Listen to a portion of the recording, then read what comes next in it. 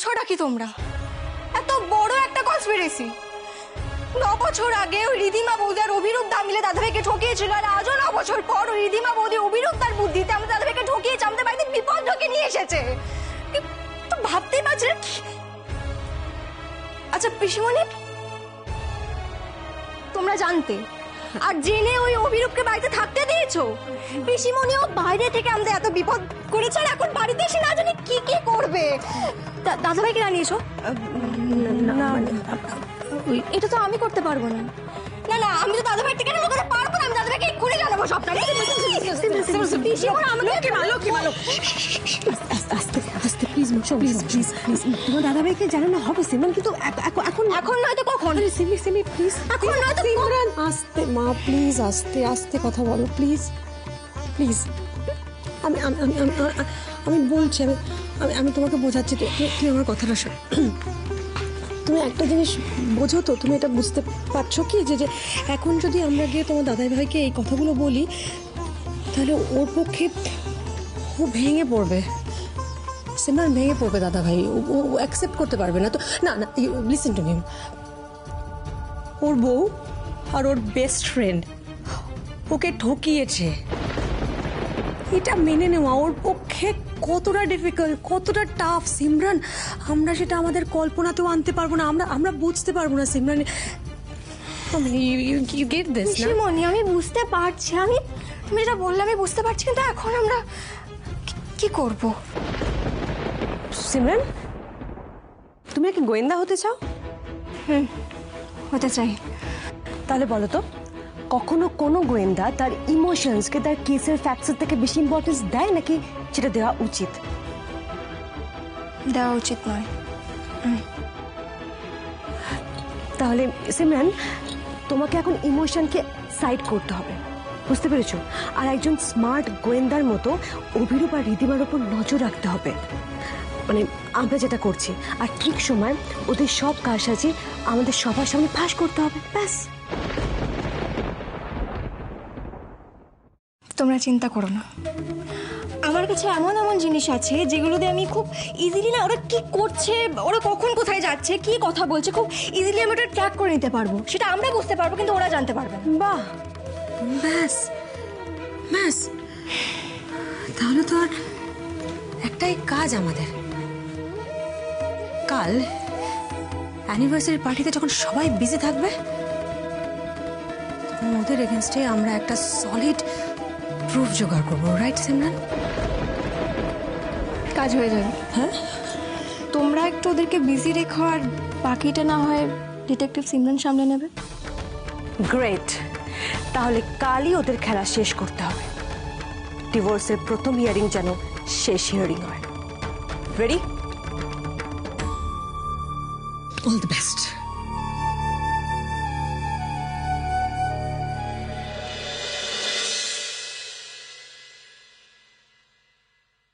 তোর মেয়ে কিন্তু খুব সুইট। হ্যাঁ, দুজনই, আরও বিট্টু দুজনই খুব সুইট। তারপর বল, তোর বিজনেস কেমন চলছে? বিজনেস সে তো প্রায় ডুবতেই বসেছিল, ভাগ্যিস আরোহী ছিলেন, তাই এখনো টিকে আছে। কেন ডুবতে বসবে কেন? রিধিমার জন্য। মানে বুঝলাম না, একটু একটু বল, ডিটেলে বল। আরোর জন্মদিনের দিনে বাড়িতে প্রেস মিডিয়া নিয়ে এসে তার সামনে একটা নাটক শুরু করে রিধিমা। আপনারা সবাই মিলে ওনার স্ত্রীকে এখান থেকে জোর করে বাড়ি থেকে বার করে দিয়েছেন, এবং ওনার কমপ্লেনের বেসিসে আমরা ওনাকে থানায় নিয়ে যেতে চাই। That's all. আমার নামে কুৎসা রটায়।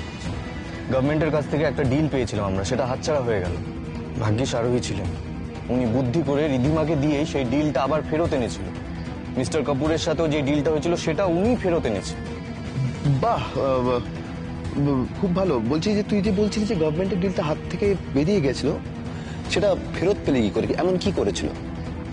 দেখ, সেটা তো আমি জানি না, জিজ্ঞাসাও করিনি সেভাবে। আরোহীর বুদ্ধির উপরে আমার সম্পূর্ণ ভরসা আছে। আমার মাম্মাম তো খুব বুদ্ধিমান। এর আগে মাম্মাম হ্যাপি সিং সেজে আমার স্পেশাল ফ্রেন্ডকে তাড়িয়েছিল, আর রান্না কম্পিটিশনেও পাপ্পি সিং সেজে গেছিল, ওখানেও পাপাইকে হেল্প করেছে মাম্মাম। Don't lose your cool Abhirup, do not lose it. যতই রাগ হোক, এখন ঠান্ডা মাথায় অনির থেকে সব ইনফরমেশন বার করতে হবে এক এক করে। ওরা রিধিমাকে নিয়ে কি ভাবছে, রিধিমার প্ল্যান সম্পর্কে কতটা জানে, সব বুঝে নিতে হবে। প্রতিপক্ষের নেক্সট মুভগুলো জানতেই তো আমার এখানে আসা, নইলে তাদের হারাবই বা কিভাবে। তুই যে একটা রাইভাল কোম্পানির ব্যাপারে বলছিলি, যাদের সাথে তোদের ওই গভর্নমেন্ট ডিল নিয়ে কম্পিটিশন চলছিল, তাদের ব্যাপারে কিছু জানিস? না রে, ইনফ্যাক্ট ওদের রেস্টুরেন্টের নামটাও আমি আগে কখনো শুনিনি। যাক, এই সম্বন্ধে কোনো ইনফরমেশন তাহলে অনিদের কাছে নেই। গুড। রিধিমাকে নিয়ে কি প্ল্যান করছিস, কিছু ভেবেছিস? রিধিমার সাথে ডিভোর্সটা এবার ফাইনালি করতেই হবে আমাকে। রিধিমার ছায়া এই বাড়িতে পড়ুক, সেটা আমি আর চাই না। ওকে এই বাড়ি থেকে দূর করে দিতে চাই যত তাড়াতাড়ি সম্ভব। ও আমার লাইফে আর এক্সিস্ট করে না অভিরূপ। হাজার চেষ্টা করিনি, তবুও ও আমার আর আরোহীর মধ্যে আসতে পারবে না। पापाई और मम्मम একবারেই পারফেক্ট কাপল। हाँ, रब ने बना दी पूरी जैसी जोड़ी। মাম্মা আশায় আমাদের ফ্যামিলি খুব হ্যাপি, তাই সব প্রবলেম একসাথে ফাইট করে দূর করে দিতে পারি। হ্যাঁ রে, আরোহী আমার লাইফে না থাকলে আমি সত্যি শেষ হয়ে যেতাম। রিধিমা আমার সাথে যা করেছিল, তারপর সত্যি আমার মধ্যে কাউকে ভালোবাসার মতন আর সেই শক্তিটা ছিল না। আরোহী আমার জীবনে এসে আমাকে আবার সেই হারিয়ে যাওয়া খুশিগুলো ফেরত এনে দিয়েছে, আমার জীবনটাকে আবার আগের মতন করে দিয়েছে। তার মানে আমি ঠিকই ধরেছিলাম, অনিকে ভাঙতে হলে সবার আগে আরোহীকে একটু একটু করে ওর থেকে দূরে সরাতে হবে। আর আরোহীর মতন লোয়ার মিডল ক্লাস মেয়েদের একটু টাকা, একটু ভালোবাসা, এসব দিয়ে হাত করা অভিরূপ বর্মনের বাঁ হাতের খেলা। সো বি প্রিপেয়ার্ড অনি। 9 বছর আগেকার ভয়ানক অতীত এবার নতুন করে ফিরে আসছে তোর লাইফে।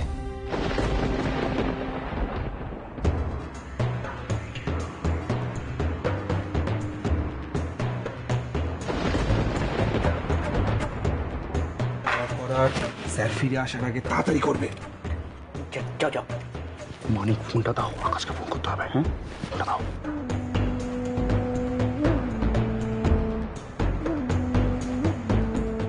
এই আকাশ, তোকে ফোন করতে যাচ্ছিলাম, কাজ কত দেখাচ্ছি, দাঁড়া।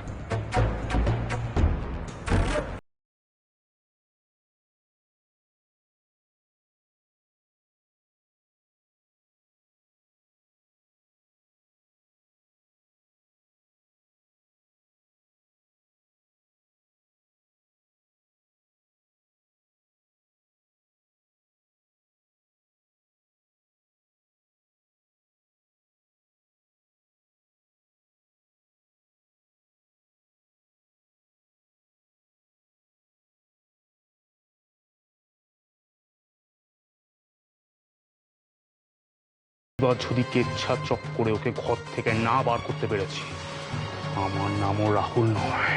এসব তো হলো, এবার প্ল্যানটা কি? কোথায় ছাড়বি ছবিগুলো? বাকিটা খুব সহজ।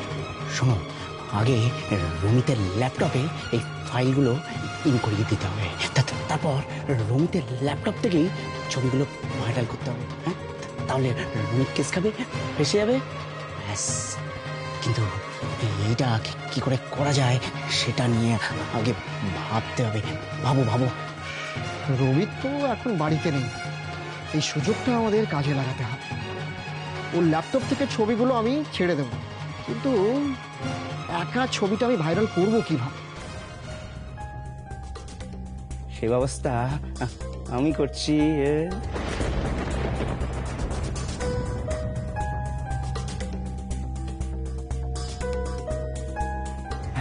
হ্যালো মা। মানিক বাবা, তুই কিছু চিন্তা করিস না বাবা। আমি না জান প্রাণ দিয়ে চেষ্টা করছি তোকে তোকে ওই থানা থেকে বের করে আনবার জন্য। তুই বিশ্বাস কর বাবা, তুই বিশ্বাস কর। তুই দেখিস আরোহী যা করেছে না, তার বদলা আমি নেবই, তুই দেখিস। দাঁড়াও দাঁড়াও, তার আগে তোমার একটা কাজ আছে। কি কাজ? শোনো, আমি তো তোমাকে একটা ছবি পাঠাচ্ছি। ওই ছবিটা কলকাতা, ধনেশগঞ্জ ছাড়াও যত জায়গা আছে যত রকম ভাবে সম্ভব ভাইরাল করে দিতে হবে।